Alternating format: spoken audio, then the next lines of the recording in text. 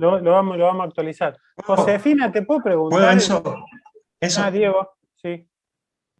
Te quería preguntar a Josefina. A mí el pull-out... bueno, perdón. No, pero dale vos, no sé si está. Bueno. Pero... Hola, José. A mí no me gusta el pull-out, ¿no? La realidad es que yo la hacía con arpones, cuesta mucho lograr la tensión que yo le quiero lograr con los arpones, y para mí el tornillo de bioctenodesis es muy importante. Para mí le cambió la posibilidad de darle la tensión que yo quiero. No me gusta el pull-out, y yo los escucho a ustedes, y qué sé yo, lo escucho a Guille, que usa el pull-out y dice que se le complican el 100% de los pacientes. El doctor Macklin, que es el pull-out, pero que le hace las úlceras, que son recontra-dolorosas, en el 100%. O sea, me están dando una gana bárbara de no seguir probando, de seguir con otros métodos, porque son métodos que están llenos de complicaciones, y es el método de fijación que uno está tratando de mejorar. Yo estoy conforme con el tornillo de bioctenodesis. En realidad es lograr la tensión que uno quiere. Después el resto lo hace la inmovilización. Que no se rompa lo hace la inmovilización. Son pacientes que estamos diciendo que van 1, 2, 3 meses inmovilizados, 6 meses para sacarle la férula para pisar. Con eso protejo. Pero el método de fijación me tiene que en el lugar adecuado, es otra cosa. Y sin complicaciones dentro de lo posible.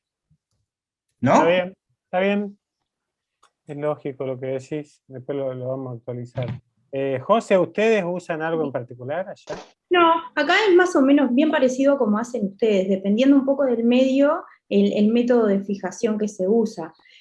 Con los tornillos de bioctenodesis muchas veces pasa, es que si no disecás el tendón, si no lo resecás bien con un fragmento óseo, a veces te podés quedar corto y es difícil darle la tensión adecuada y lograr una buena fijación. En esos casos, se puede apoyar también con un pull-out, pero depende un poco de cómo te quede la técnica. Se usan sí los distintos métodos dependiendo un poco del medio en el que estés, y después se ajusta de acuerdo a cómo te quedó la cirugía técnicamente.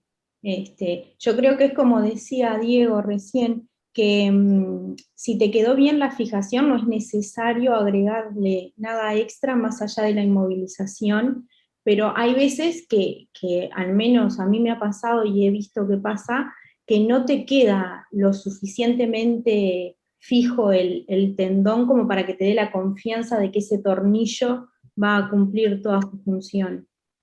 O porque te quedas corto, o porque no lográs un buen amarre. Y si no tenés todas las medidas de tornillo disponible, tenés que improvisar con algo, porque no es suficiente.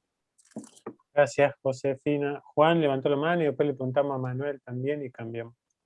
Juancito. ¿Cómo están? Yo tengo una consulta. ¿A cuántos cuántos lograron que tenga función motora esa transferencia, o solamente usan el efecto tenodésico la transferencia? Pero lo que veo que, si bien nosotros en el hospital hicimos una sola, fue una cirugía que la recraneamos, tuvo un buen resultado para el paciente, porque el paciente dejó de usar la férula Capdevila, que era lo que necesitaba, pero nunca recuperó función motora. Sí evitaba caminar con la punta caída, era una secuela, un antecedente traumático, una parálisis del ciático púbico externo, pero la función motora, ¿a cuántos se la pueden restablecer? ¿Puedo contestar? Sí. ¿Puedo contestar, Enzo? Sí. Mirá, Juan, es muy difícil, porque una cosa es la función automática. Usted está sacando un tendón tibial posterior, que la función es inversora fundamentalmente, y dorsiflexora, y plantaflexión, para llevarlo a una actividad que es totalmente opuesta. Y ya la configuración cerebral está dada y lleva mucho tiempo poder registrar. Estoy hablando de pacientes que no tienen lesiones neurológicas, pero si usted está hablando de una transferencia en una polio, en un Charcot, en un mielomeningo, es otro paciente. Vamos al caso del traumático del accidente de ciático popliteo externo, que lo ideal es hacer una transferencia fásica. Si usted me pregunta cuál es la mejor transferencia, sin lugar a duda, al tibial anterior, sacarlo del primer met y llevarlo a tercera cuña o a segunda. Eso es fásico y el paciente automáticamente lo va a hacer. En lo otro, lo tiene que pensar y es mucho más difícil. En el mejor de los casos, y para no prolongar mucho, te diría que la función de ese tendón es absolutamente tenodésica. Gracias, Doc. Manuel. Estoy de acuerdo con lo que se ha dicho. Yo también utilizo el tornillo interferencial, aunque en el pasado he utilizado muchas cosas cuando los teníamos o cuando por error no nos han servido el tornillo adecuado, que alguna vez nos ha pasado también. Y creo que el objetivo que yo le explico al paciente es evidente que la expectativa del paciente tiene que ser razonable. Lo que contaba Alberto es muy importante.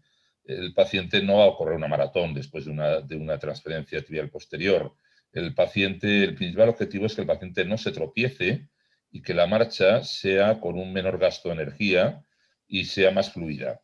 Ese es el principal problema. Y entonces yo se lo digo al paciente y lo ensayo con él, se lo comento con él antes de la cirugía, y el paciente tiene que tener claro ese objetivo.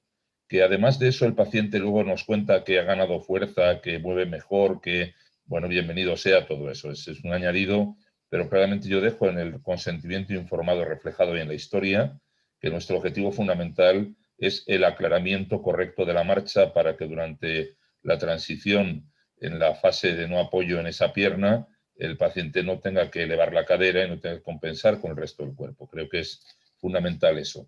Y estoy de acuerdo que el efecto sobre todo de tenodesis. Que el paciente, cuando está sentado en estático, cruzando la pierna, sea capaz de hacer algo de dorsiflexión, magnífico. Eso es algo que al paciente le agrada ver, pero que realmente no le aporta mucha cosa después en la marcha. Gracias, Manuel. Mati, ¿con qué vamos?